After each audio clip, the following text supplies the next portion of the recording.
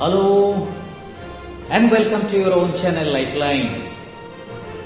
Lifeline में फिर से इस संडे में कुछ बकवास लेके आ गए हैं, क्योंकि हमने ये तय किया था कि इस चैनल में कोई काम की बात नहीं करेंगे, केवल बकवास ही करेंगे 10 मिनट के लिए। और उस 10 मिनट में हम एक वीडियो भी देखेंगे 6-7 मिनट का। तो बकवास केवल 3 मिनट का रहेगा, जो कि बहुत ज्यादा जरूरी है, क्योंकि दुनिया भर के लोग केवल काम की बातें ही करते हैं। कहीं भी जाइए आप, काम की बातें ही होती है। और अगर किसी बुजुर्ग से पाला पड़ गया तो वो अपनी बीमारी के बारे में ही आपको बताएंगे, और फिर आपके पास क्या क्या बीमारी है या हो सकती है और उसके लिए क्या क्या हमें अपनाना है। माय गुडनेस यार, भूल जाइए बीमारी को।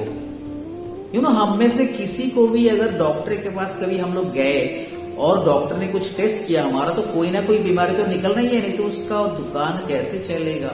सो बीमारीज are part of our life, forget it. तो क्या करें, बकवास में एक कहानी सुन ले आज, छोटी सी कहानी।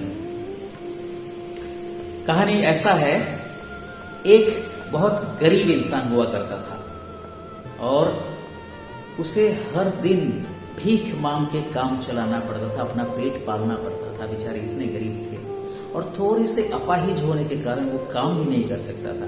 काम तो वो करना चाहता था हालांकि, लेकिन उसपे ईश्वर की कृपा थी कि वो दिन में उसको एक खाना तो जरूर मिल जाता था और वो ईश्वर को मानता भी था। एक दिन वो एक मंदिर के सामने बैठा, ईश्वर को मन ही मन पूछा कि हे ईश्वर, क्या तूने मुझे इतना ही कष्ट करके पूरी जिंदगी भर रखना है? क्या इसका कोई मुझे जवाब देगा? उस रात जब उसने सोया तो सपना देखा कि ईश्वर सपने में आके उससे ये कह रहा है कि सुनो, तुम्हारी पूरी जिंदगी में तुम्हारे भाग्य में केवल 5 बोरा अनाज ही लिखा हुआ है, तो और कोई चारा नहीं है। वही 5 बोरा अनाज तुम्हें धीरे धीरे मिल रहा है, उससे ही तुम जितना दिन जी पाओगे वही तुम्हारी जिंदगी है। तो सपने में ही उसने जो है ये ठान लिया कि ईश्वर से ये कहना है कि हे भगवान, मुझे ये 5 बोरा अनाज एक साथ दे दे, ताकि मैं एक दिन के लिए कम से कम भरपेट खाना खाऊं। तो ईश्वर ने उसकी अर्जी मंजूर कर दी और अगले दिन सुबह उसके घर में 5 बोरा अनाज पहुंच गए। उसने क्या किया, भरपेट खाना खाया। तभी जो है उसके जो पड़ोस के लोग थे, जो कि उसके ही जैसे गरीब थे, उनको कहीं से पता चल गया कि इसके घर में 5 बोरा अनाज आ गया है। वो सब लोग उसके पास आके बोलने लगे कि भैया, तुम अकेले ही भरपेट खाओगे, हमें भी तो खिलाओ। उसने क्या सोचा पता नहीं, वो सबको 5 बोरा अनाज बांट दिया। उसका 5 बोरा अनाज एक ही दिन में खत्म हो गया। अब वो खाना खा के भरपेट आराम से रात को सो गया। सुबह उठ के देखता है कि उसके घर में फिर से 5 बोरा अनाज आ गया। तो उसने फिर से सबको बांटा और फिर खुद खाया और फिर सो गया। तो रात को सपने में ईश्वर आया और बोला कि तेरे मन में ये सवाल आ रहा है ना कि कैसे तुझे और 5 बोरा मिल गए। तूने जैसे ही बिना कुछ सोचे समझे दूसरों की मदद की, दूसरों को खाना खिलाया, तो हमने सोचा कि क्यों ना तुझे और दे दिया जाए।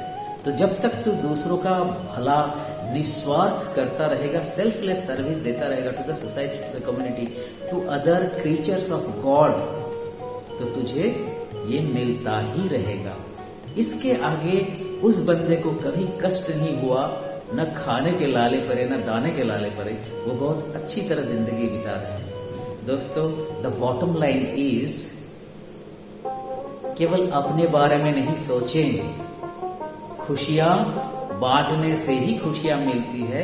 That's why our tagline is खुशियां बटोरे, खुशियां बिखेरे।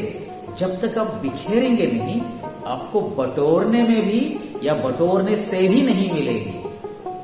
तो केवल अपने बारे में नहीं सोचे, थोड़ा कुछ औरों के बारे में सोचे, औरों के बारे में करें। Because we, when consider ourselves as educated human being, we must act in such a manner that people around us love us, respect us, adore us, admire us. और मेरी दादी कहती थी कि किसी को अगर कुछ खिलाओ तो उसकी आत्मा आपको आशीर्वाद देता है, उससे दुआएं मिलती है। पैसे हम अगर किसी को देते हैं तो वो उसके हाथ तक और जेब तक जाती है, लेकिन उसको अगर खाना खिलाओ तो वो उसके आत्मा तक पहुंचती है। मैं आज भी ये मान के चलता हूँ और आप लोगों से भी ये गुजारिश करता हूँ कि आप लोग भी इसको अपना लाइफ फिलोसफी बनाएं और जितनी ज्यादा हो सके औरों के लिए कुछ ना कुछ करें। कम से कम सवेरे जितने लोगों से मिले, बिना कोई पैसा खर्च किए एक हल्की सी मुस्कान तो दे ही सकते हैं, और मुस्कुराने से हम खूबसूरत भी लगते हैं। Wish you all the best from all of us here in Lifeline. Wish you a happy Sunday. Wish you a happy Makar Sankranti. Thank you. Sometimes it's easy to feel like the world's getting harder. But if we look closer, on the news, on the web, on the street, we're anything but unkind. Every day, we hear new stories of people trying to make the world a better place. And together, we can make the world that little bit kinder for all of us. It all starts with just one person, you. The thing about kindness is that it's just about the only thing in the world that doubles when you share it. And it's a fact, backed by science. Studies have shown that if you perform just one random act of kindness a day, you'll not only reduce your stress, anxiety, and depression, but your body is flooded with the same hormones that make you and the person you've helped calmer, healthier, and happier. Serotonin, which heals your wounds, helps you relax and makes you feel good. Endorphins, which reduce pain. And oxytocin, which reduces blood pressure and makes you feel more loving and loved. You'll both be more energized, feel less aches and pains, more confident, and could even live longer. And if other people see you helping someone else, they'll be filled with those same feel-good hormones, meaning they're significantly more likely to pay it forward.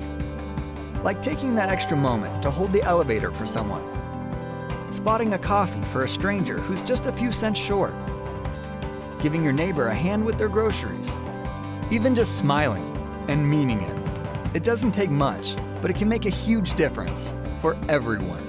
Those people you've helped will help other people, and those other people will help even more people. And those random acts of kindness can start a chain reaction that can spread across an entire community, a city, a country, and with enough of us, the world. Now, isn't that the world we all want? And it all starts with one.